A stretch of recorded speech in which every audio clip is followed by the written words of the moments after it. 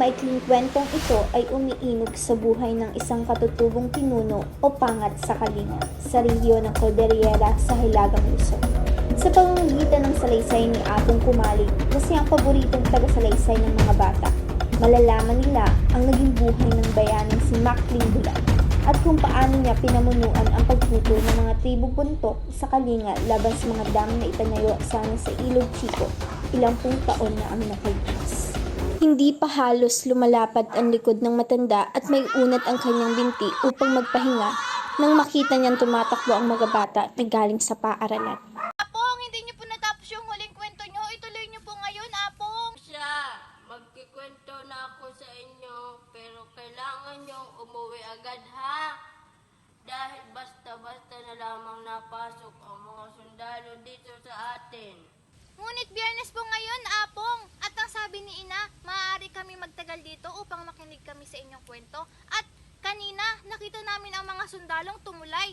At ang sabi ni teacher, doon muna sila sa kampo nila sa highway, kaya't maaari tayo magtagal upang makinig sa inyong kwento. Kukuha po kami ni Wanay ng kahoy na panggatong para sa ating anido. Po, Apong, lahat po kami maaaring tumulong sa pagkuha ng panggatong para mas matagal ang ating anido. Lahat ay mananatili dito, pero inuulit ko, pag tinawag kayo ng magulang nyo, lahat ay dapat umuwi.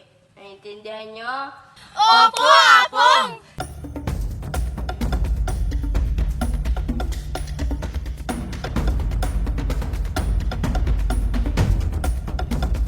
Ang mga bata ay mabilis na nagsitakbuhan. Bago pa man niya may unat ang nirarayumang binti at habang binamasdan ang namumulang langit ay nakabalik na ang mga bata na may bitbit na panggatong. Apong, sabi niyo po nung huling kwento, ang ibang mga ninuno ay nakatawid na po ng ilog at mga bundok. At may hawak po silang sibat at pananda upang makipaglaban sa ibang mga tribo. At pag uwi po ay daladala nila ang mga ulo ng kanilang mga naging kalaban. Yun yung sinaunang panahon si Mangon. Matagal-tagal nang nakalipas simula nung sinaunang panahon. Nung tayo nandito, inumpisahan ni Apo ang kwento tungkol sa ating mga magulang noong bata pa sila. Kinakailangan daw nilang makiisa sa ibang tribo para kalabanan ang kanilang mga kaaway. Hindi po ba, Apong? Oo, tama ka. Yan nga ang ikukwento ko sa inyo ngayong gabi. Dumating ang panahon na ang mga tribong Kalinga at Buntok ay nangangailangang palakasin at paghigpitin ang kanilang budong at nangakong ipagtatanggol ang mga mamamayan at ili. Isang magiting na taga-Bugnay na nakarating sa ili natin ay itinduring na bayani ngayon kapagkat nanindigan siya at hinikayat ang mga ito na magkaisa at lumaban upang ang aming mga anak na siyang mga magulang niyo ngayon, magiging anak nila ay maaari pa rin mabuhay sa magandang lupain ipinamana ng mga ninuno. Apong, nakikilala niyo po ba siya? Kaibigan niyo po ba siya? Si Macling ay aking kapabata. Sabay kami ng aso.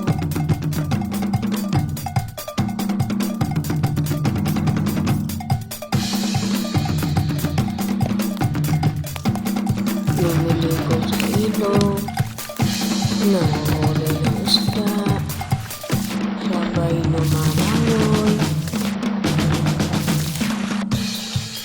at sabay umuwi. Nagtutulungan rin po ba kayo sa assignment sa eskwelahan?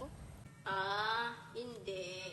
Sapagkat hindi kami nakapag-aral dahil ng mga panahon na iyo ay walang mga paaralan sa ili. Natututo lamang kami sa turo ng aming mga magulang at ng aming mga apong tungkol sa mga bagay-bagay. Paano po naging dakilang tao at bayani ang inyong kaibigan kung hindi po siya nakapag-aral? Si Macling. Si Macling ay lumaking matapang dahil nung panahon ng digmaan at ng mga panahon na sasalakayin tayo ng mga Hapon, ang ating bayan, ay si Macling ay magiting na nakipaglaban sa mga Hapones. Kayo po, nakipag-away rin po ba kayo sa mga kalaban, Apong? Ako? Hindi. Pero si Makling, talagang buong loob niya at matapang. Tagalinis po ng kalsada, Apong. Oo, masasabi mong ganun. Pero higit pa ron. Ibig sabihin, naging bayani po siya dahil pinaayos niya lang ang kalsada? Wala pang sumunod na pangat ang makapapantay sa katapangan at matibay na paninindigan ni Makling. Mabilis na kumalat ang balita at bago pa man kami nagkaisip ng mga hakbang ay nakapagpadala na sila ng sundalo na titiyak na maisasagawa ang balak nila.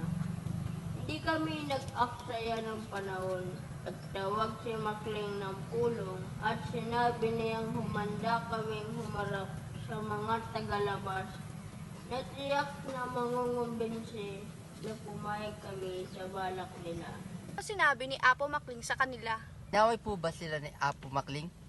Tinatanong niyo kami kung pag-aari namin ang lupain. At kinukutya niyo kami sa pagtatanong kung nasa ang titulo namin. Kambugan lamang na ariin niyo ang lupain, sapagkat kayo ang aariin ng lupain. Paano aariin ang lupain kapag ikaw ay patay na? Talagang masasama yung mga taong yon? Nais tayong ipahamak?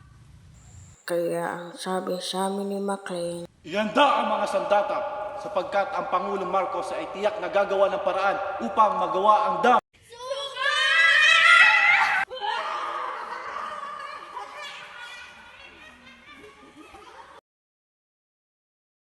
Kung kami buhay na nun. Tiyak na sasama kami sa inyo sa pakikipaglaban! dinala pa nga ni Elizalde si Makling sa isang malaki at mamahaling hotel sa Maynila at doon sinubukang muling suhulan ang pangat. Ang sobrang ito ay naglalaman lang ng dalawang bagay, liham o pera. Kung liham man ito, di naman ako marunong magbasa. At kung pera, wala naman akong pagbibili. Kaya kunin mo itong sobrang ito at umalis ka na. Lalong nagalit ang pamahalaan at isang gabi ay pinagbabaril ang bahay ni Makling na dahilan ng kanyang pagkamatay. Mga halimaw para sila! Ano po ang ginawa ng iba?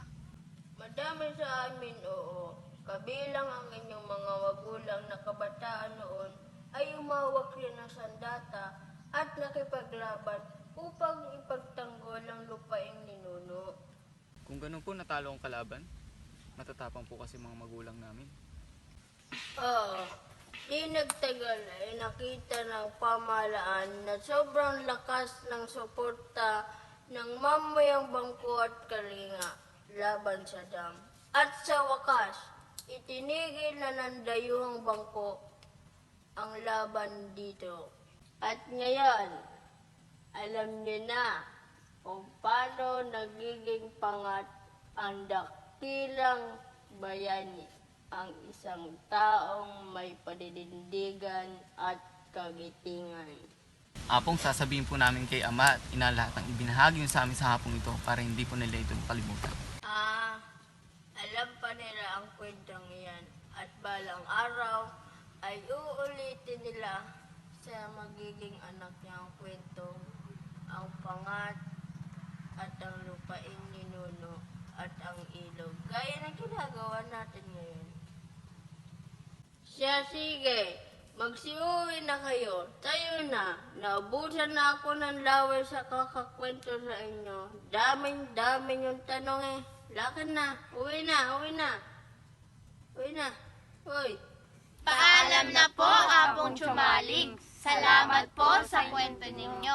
Sana po ay mapakinggan po ulit kaming kwento mula sa inyo. Salamat po, Apong. Makauwi na ang lahat, tumatag ang katahimikan sa buong ili, habang hinihintay ng matanda na lumanlam ang liwanag mula sa mga baga.